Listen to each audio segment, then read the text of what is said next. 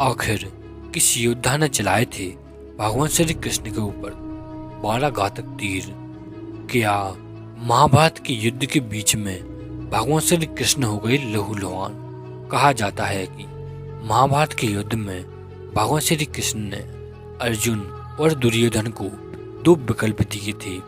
एक, या तो वो भगवान श्री कृष्ण को निहत्था चुनेंगे या फिर भगवान श्री कृष्ण की नारायणी सेना को चुनेंगे जो कभी नहीं हारी थी। दुर्योधन ने नारायणी सेना को चुना और अर्जुन ने भगवान श्री कृष्ण को। ऐसे में सवाल उठता है कि भगवान श्री कृष्ण तो निहत्थे लड़ने वाले थे, तो फिर वो कौन योद्धा था जिसने स्वयं भगवान कृष्ण पर 12 तीर चलाए थे, यानी 12 घातक बाण छोड़े थे? तो आपको बता दें कि वो योद्धा कोई और नहीं बल्कि स्वयं सूर्यपुत्र कर्ण थे। तो अब चलिए जानते हैं कि आखिर उस वक्त क्या हुआ था जो कर्ण को 12 घातक तीर भगवान श्री कृष्ण पर छोड़ने पड़े। ये बात है युद्ध के 17वें दिन की, जब कर्ण और अर्जुन आमने सामने थे। दोनों के बीच भयंकर युद्ध हो रहा था। दोनों योद्धा एक दूसरे पर असीम शक्तियों का प्रयोग कर रहे थे, कई सारे घातक बाण छोड़ रहे थे। कर्ण की रणनीति यही थी कि वो अर्जुन को खत्म करना चाहते थे और अर्जुन भी ये चाहते थे कि वो कर्ण का खात्मा कर दें। दोनों में बचपन से ही प्रतिस्पर्धा थी। दोनों ही एक दूसरे को सर्वश्रेष्ठ धनुर्धर मानते थे और वो समय भी नजदीक आ गया जब कर्ण ने अर्जुन को हराने के लिए सर पर बाण चलाने का निर्णय लिया।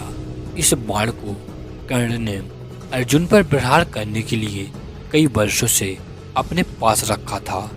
वास्तव में ये बाण पाताल लोक में अश्वसेन नाम का एक नाग था जो अर्जुन का परम शत्रु था, और उसकी शत्रुता का मुख्य कारण था कि खांडव वन में अर्जुन ने उसके पूरे परिवार को उजाड़ दिया था और जो सर्प बाहर रह रहे थे खांडव वन में से उनको वहां से भगा दिया था। अश्वसेन तभी से अर्जुन को मारने की तलाश में था। कई सारे धार्मिक सीरियल में महाभारत में आपने देखा होगा कि वो कहते हैं उन्हें तक्षक नाग मारना चाहता था। महाभारत के विभिन्न ग्रंथों में उन्हें अलग अलग नाम से दर्शाया गया है। कोई अश्वसेन कहता है तो कोई तक्षक नाग। और युद्ध के मुख्य द्वार पर अश्वसेन ने पहले ही कर्ण के बाण को चुन लिया था, क्योंकि वो जानते थे कि सिर्फ और सिर्फ कर्ण ही अर्जुन को मार सकते हैं और वो मौके की तलाश में थे। कर्ण को सर पर बाण का प्रयोग करते देख अश्वसेन खुद उनके बाण पर जाकर सवार हो गए। कर्ण ने अर्जुन पर तीर का निशाना लगाया। अर्जुन बाण का रूप धारण किए नाग को पहचान नहीं पाए, परंतु अर्जुन का रथ चलाने वाले उनके साथ ही भगवान श्री कृष्ण ने अश्वसेन को तत्काल ही पहचान लिया और अर्जुन के प्राणों की रक्षा के लिए भगवान श्री कृष्ण ने अपने पैरों से रथ को भूमि से नीचे दबा दिया। रथ का पहिया जमीन में धंस गया, घोड़े बैठ गए और वो तीर अर्जुन के गले की बजाय उसके मस्तक यानी उसके मुकुट को छिटक कर धरती पर जा गिरा। इस तरह भगवान श्री कृष्ण ने अर्जुन को बचा लिया। अर्जुन और भगवान श्री कृष्ण रथ के धसे पहिए को निकालने के लिए नीचे उतरे। तभी मौका देखकर कर्ण ने वार करना शुरू कर दिया और तभी अर्जुन की ढाल कोई और नहीं बल्कि भगवान स्वयं बन गए। उसी मौके पर 12 घातक तीर यानी 12 घातक बाण श्री कृष्ण के शरीर में धस गए।